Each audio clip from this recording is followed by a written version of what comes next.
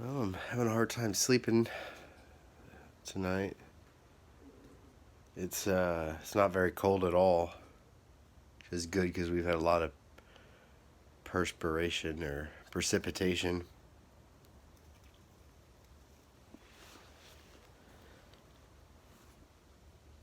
So I've been yammering for 2 years now about how I had a moment of enlightenment, and I've had at least 3, if not 4, total. So at least 2 more times. Last one being on Christmas night. Yeah, no, I've had 3 because I had 2 nights in a row. But anyway, it's nuts because the whole time I'm like, okay, now I gotta go tell everyone. And so the more I'm digging in,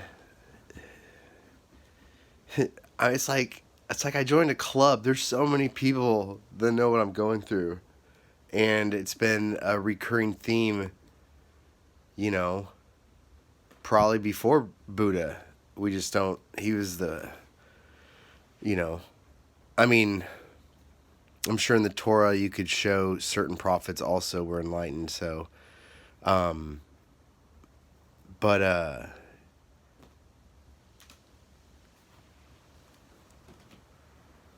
there's a verse that Jesus says. It's the second verse of the book of Thomas, which is non-canonical, meaning it's not an official part of the Bible.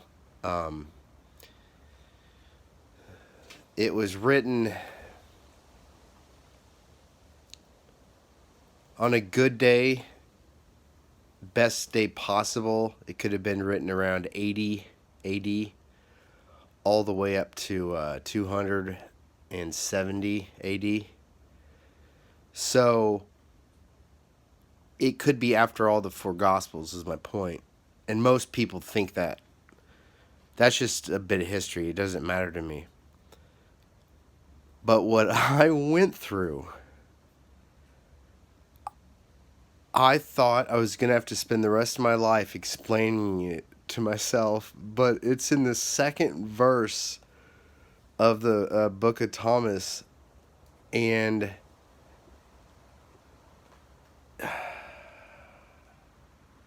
I just know in my heart that's what Jesus wanted. Jesus was trying to tell people, if you can do this, whether he was the Son of God or not, I'm telling you, on earth, he was trying to tell us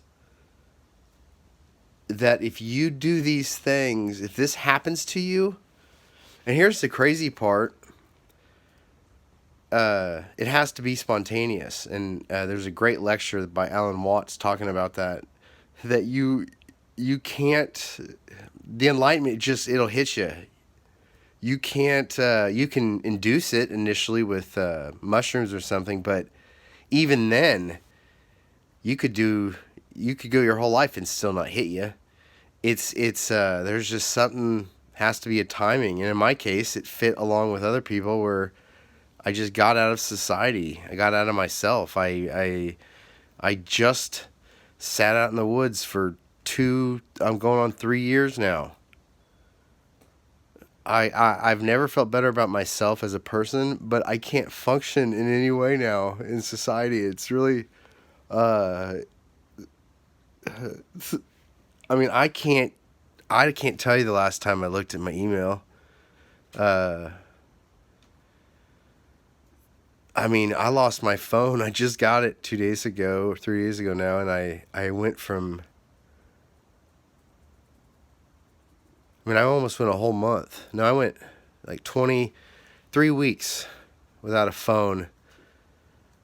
And, it didn't start bothering me until after the second week. I'll tell you that. No, it probably bothered me after the 9th day. But, by the way, I studied all about product placement in college. And I'd like to point out how good this cream soda is.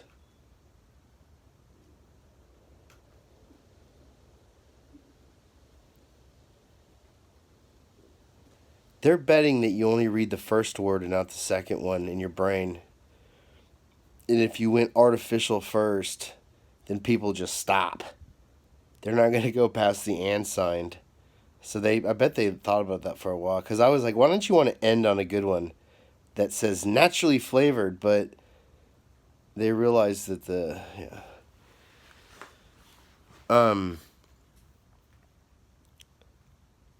but when I went to my psychiatrist the other day, I mean, I saw fear in her eyes when I was talking to her.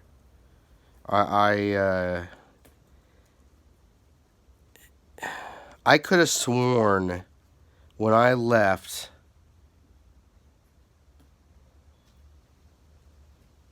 there was this slight tear in her left eye that wasn't going to come out, but you could tell. I basically told her, you know, that I've had moments of enlightenment, and I had 2 nights in a row without any drugs of any kind, and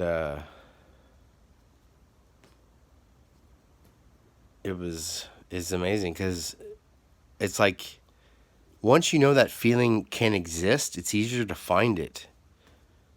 If that makes any sense. Like, for instance,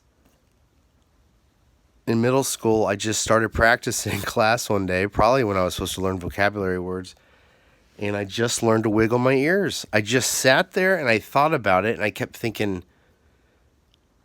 you know, and it was all about just trying to flex different things. And I mean, my obviously I'm not wiggling my ears outwards, but I can wiggle them up and down pretty good without moving the rest of my face. I've isolated the feeling. My brother, he learned how to roll his tongue. You know how they always say you're born that way? It's horse shit. Not only can neither one of my parents do it, but I was born, I could do it from day one. And my brother, I watched him over multiple years learn how to do it, and he can roll his tongue now. I can still remember when he would stick it out, and it was like I mean, it's just so funny to think about.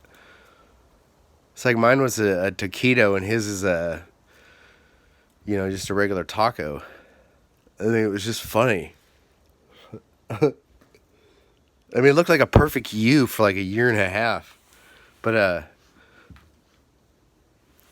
what I'm finding out is I think I'm learning how to do all sorts of things. If you've listened to my other, I'm fully convinced all of us could be ambidextrous. Logically, there's no reason why, because biologically, we were ambidextrous, and so we had to start sharing tools or using pens and pencils, and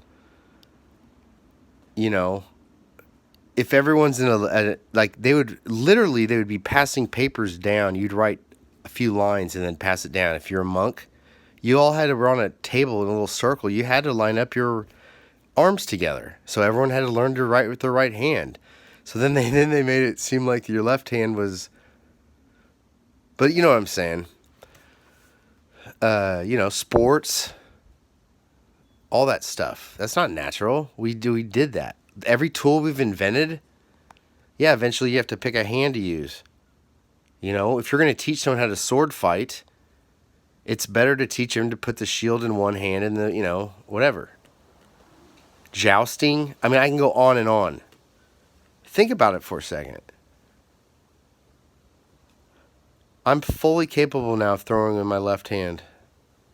Can I throw as far? Not yet. But it only took me a few months of trying. But I can throw spiral football. My little boy can too, both hands. But I'm telling you, start thinking about how artificial our world is. Boy, that was corny, wasn't it? And I bet you corn syrup is what is the artificial flavoring. Right? Look at that. But we need to start remembering, God made our brains. He made them. It was not for what we're doing right now with the amount of interruptions and distractions. And I mean, everyone needs to be able to ponder. Here's a perfect case in point. You get mad at somebody, your neighbor or whatever. Let's say we're at Walnut Grove and your pa. No, I wanted to be his friend. Not the bearded older one that went on to Highway to Heaven, but he was the manly man. I forget his name. Anyway, you're pissed off because Nell's wife, Harriet, made your wife cry. This is the 20th time, so you're gonna go over and talk to him. Well, you're in a wagon. You're gonna sit there. You have that whole time to blow off steam and think about it. And then you go, all right, I can talk to him in a normal way. You have at least greater chance than if it was instant. We're instantly confronting each other to where we instantly have to make decisions. It's impossible. We can't do it. So what are we going to do? We're going to make shitty decisions. All the science, all the psychology points to this. They know, for instance, creative people, you can't put them in boxes. You can't have expectations or anything. Their best is if you put them all together and tell them to invent something that whatever it is, just they can just say, hey, look, we can sell this, like give them some industries to think about. And that's how they would invent stuff. But anyway, boy, am I rambling tonight. I'm mad at Luno. He's been a little jerk today, so I'm not. Yeah, that's right. He's afraid to love.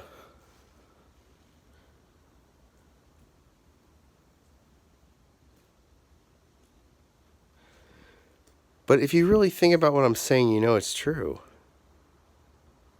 What? Do you know how many more decisions we have to make with our brains than even people in the 1970s? The 80s?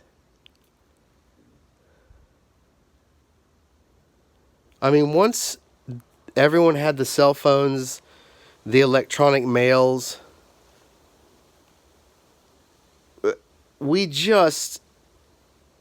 it's overload. Now, I'm talking about people like me. There are people, and they're usually women, which makes evolutionary sense to me. I truly think women are the only people that can multitask. Well.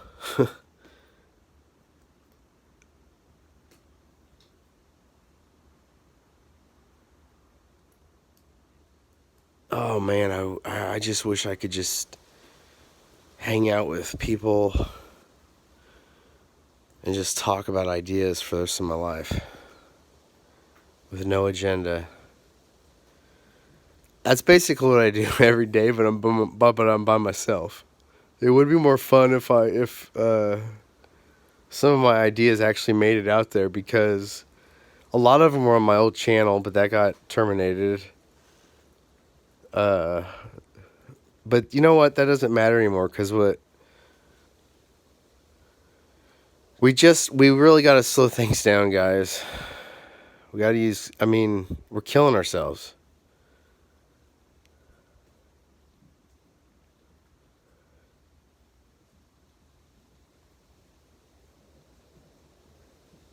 You know how Forrest just keeps running after the touchdown in Alabama and he runs into the tunnel? Okay? I'm in the end zone. I'm already looking to my left at some hot cheerleaders from the other team, and they're looking at me. And everyone else is still running into the tunnel.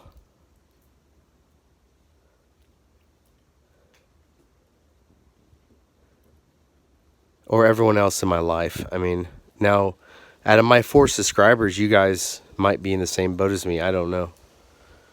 But, a lot of times I make these videos because if I died suddenly, I would want my children to at least know what the sound of my voice is, I guess.